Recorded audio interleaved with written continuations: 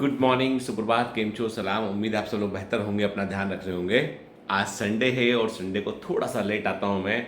और जो बच्चे पढ़ने वाले हैं, जो स्टूडेंट हैं जिनको तैयारी कर रहे हैं नीट के लिए या यूपीएससी के लिए, किसी भी एग्ज़ाम के लिए, उनके लिए तो कोई संडे संडे नहीं होता है। उनके लिए संडे का मतलब होता है कि थोड़ा सा आराम कर कर अपना बैकलॉग कवर कर लें। जो काम पूरे वीक में छूट जाते हैं उनको हम कवर कर लें हम, ठीक है ना।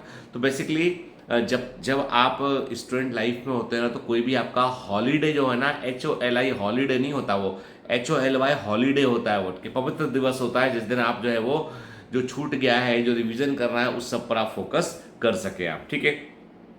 बड़ी बुरी घटना हुई कि दिल्ली के अंदर जो है वो जो है वो राव IAS कोचिंग क्लास, मुझे जहाँ तक नाम नाम याद आ रहा है वही नाम है।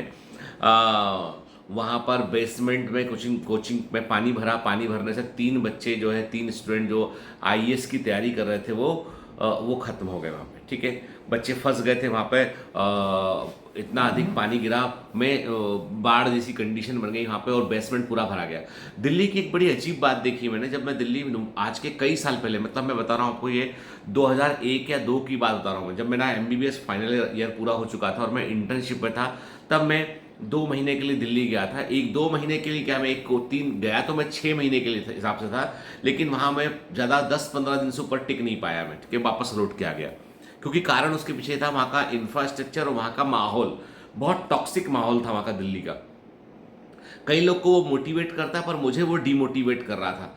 और जो मिले वो अपने फेलियर की एक कहानी सुनाएगा, जो मिले वो बताएगा कि इतनी मेहनत करने से कुछ नहीं होता है, ऐसे निपटता आदमी, वैसे निपट, देखो उसके 3 मेंस दिए, उसने 3 बार उसने इंटरव्यू दिया, उसका भी नहीं हुआ, इसका भी नहीं हुआ।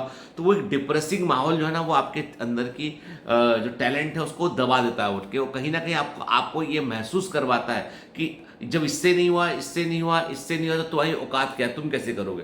और मुझे इस माहौल से सख्त नफरत थी। मेरा हुआ, मैंने प्री भी दिया, मेंस भी दिया, मैं इंटरव्यू तक भी गया, मेरा हुआ सब जगह, ठीक है।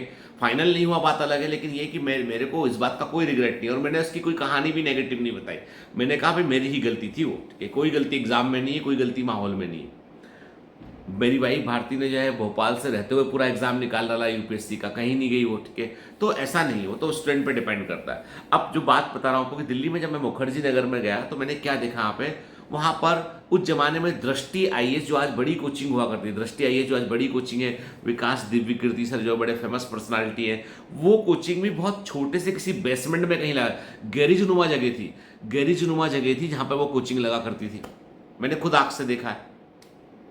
कई कोचिंग ऐसी हैं जो बड़ी बिल्डिंग के बेसमेंट में, जहाँ पे फायर सेफ्टी, तमाम इलेक्ट्रिक पैनल सब लगे होते हैं, वहाँ पे कोचिंगें चल रही थी कई। मैंने ध्यान है मुझे कि वेद ICS भी हडसन लेन में इन्होंने भी कोई जगह ली थी, वो भी बेसमेंट के अंदर थी। मतलब बेसमेंट जो कि पार्किंग के लिए होता है, बाकी चीज़ों की सर्विस के लिए होता है, कई बार इलेक्ट्रिक पैनल्स वहाँ लगे होते हैं, वहाँ पर कोई भी एक्टिविटी करना जो है वो कानून अलाउड नहीं है। पर दिल्ली में सब कुछ चल रहा था, दिल्ली में सब कुछ चल रहा था, कोई नॉर्म फॉलो नहीं किए गए।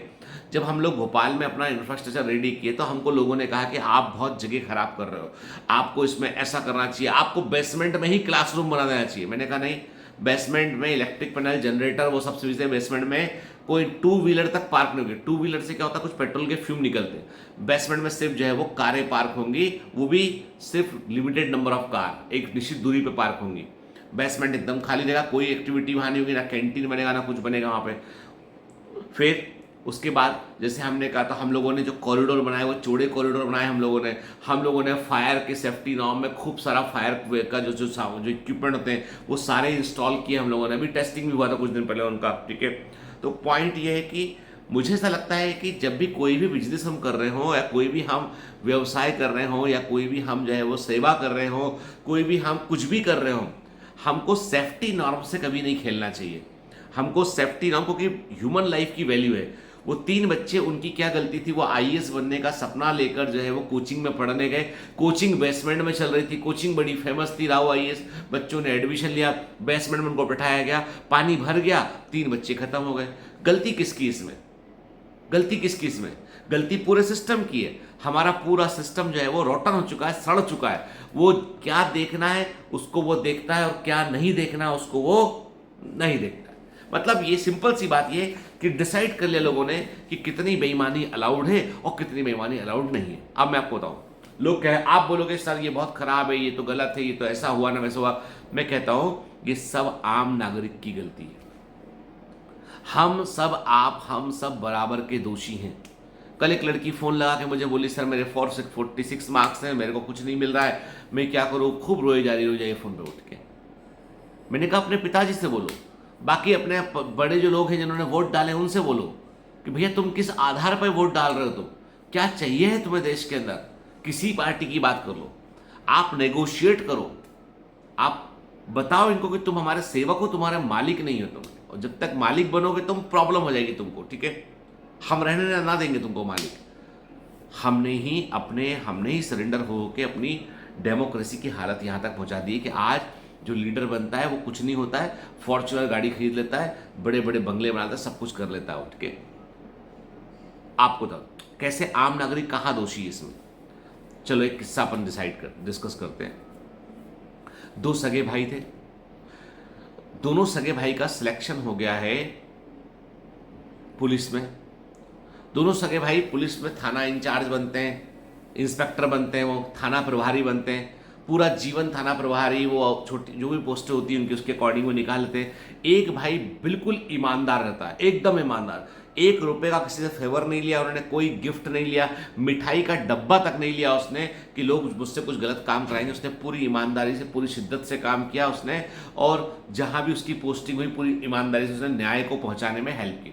दूसरा भाई जो होता है थोड़ा सा जो है वो भ्रष्ट होता है, वो पैसा खूब कमाता है, पैसे कमाने के बाद पैसे को वो इन्वेस्ट भी करता है, और दोनों भाई 60 साल की उम्र में रिटायर हो जाते हैं। दोनों भाई सेम गांव के रहने वाले थे, सेम गांव में पहुंचते हैं तो बड़ा जो भाई ईमानदार होता है उस गांव में जो है 2 कमरे 3 कमरे का एक घर लेता है वो, और बिल्कुल नॉर्मल सी लाइफ अपनी जी रहा होता है। जो भी खेती पुश्तैनी होती है उसको करेगा उठ के, जो उसकी सेविंग्स थी उससे, जो उसकी नौकरी के दौरान उसने जो बचाया था और जो उसको पेंशन मिलती उससे काम चला रहा है।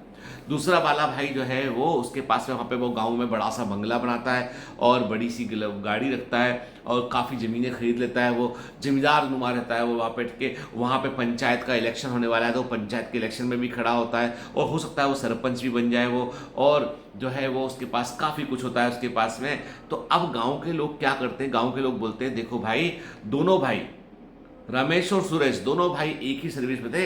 एक रमेश को देखो बेचारा कैसे छोटे से घर में रहता है और खेती में जाके ट्रैक्टर चला के काम भी करता है, और बहुत कुछ है नहीं उसके घर जाओ तो सिंपल चाय बिस्कुट दे देता है। और देखो सुरेश को देखो, उसके पास क्या नहीं, क्या कोठी बना के रखी उसने, कोठी में 10 लोग तो जो है वो बगीचे में काम कर रहे हैं, को उसके पास कितने खेत हैं उसके पास में, उसने खेती के लिए लोगों को हायर कर रखा उसने। और देखो उसके ठाठ है भाई, ठाठ है। जब तक समाज सुरेश को आदर्श बनाएगा, रमेश को आदर्श नहीं बनाएगा, तब तक बेईमानी घटती रहेगी, तुम्हारे साथ भी, मेरे साथ भी, इस पूरे समाज के साथ भी।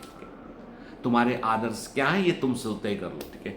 समाज का जो परसेप्शन है वो क्या है तो ये तुम तय कर लो, ठीक है।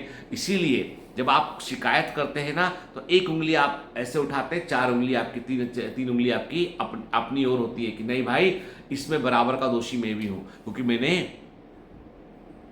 इसको फैसिलिटेट करने में हेल्प की। मैंने इसको, मैं आदमी की छवि से कि भला आदमी होगा तो देश का भला होगा, अरे कोई भगवान थोड़ी ना पैदा हुआ है, हम उसको आंख बंद करके वोट दे देते हैं। सोचता नहीं वो आदमी, उस बंदे को लगता है कि तुम तो गुलाम हो उसके, कोई भी हो XYZ। मैं तो सब सारे के लिए बोल रहा हूँ बात। जब इनजस्टिस होता है, पेपर लीक होते हैं, बुरा होता है, ठीक है, इस तरह की परमिशंस दी जाती हैं तमाम चीज़, तो उसमें कुछ तो गलत है ना बेटा। दोस्त किसी को दो, आप आज बोल दो कि राव IAS वाला, भाई राव IAS को रोक देता आदमी, प्रशासन आके बोल देता ये अलाउड नहीं है, बेसमेंट में आप क्लासेस नहीं चला सकते, बेसमेंट में कोई सेफ्टी नॉर्म नहीं है, अलाउड नहीं है, तो क्या वो कोचिंग लगाते, वो कहीं और फ्लोर पे लगाते हैं वो लोग, जाहिर सी बात है। मतलब ये कि कहीं ना कहीं चूक जो है वो सामूहिक है। मुझे सर आप इतने हाइपर क्यों हो रहे हैं, मुझे उन 3 बच्चों के परिवारों के बारे में सोचकर डर लगता है। मुझे क्या सपना दिखाया था उसने, उन बच्चों ने अपने परिवार को क्या सोच के वो दिल्ली आए थे और क्या घट गया है वहाँ पे। और इसका मतलब है अब कम से कम प्रशासन की आंखें खुल जाना चाहिए कि भैया बेसमेंट में जितने कोचिंग चल रहे हैं वो सब बंद की जाए, बेसमेंट में सारी एक्टिविटी जो है वो बंद की जाए, ठीक है। जो नहीं अलाउड है वो अलाउड नहीं होना चाहिए उसमें। कुछ तो नॉर्म फॉलो करने पड़ेंगे ना, कि ह्यूमन ज़्यादा लोग हैं तो क्या ऐसे मार देंगे कहीं पे भी? नहीं कर सकते ना।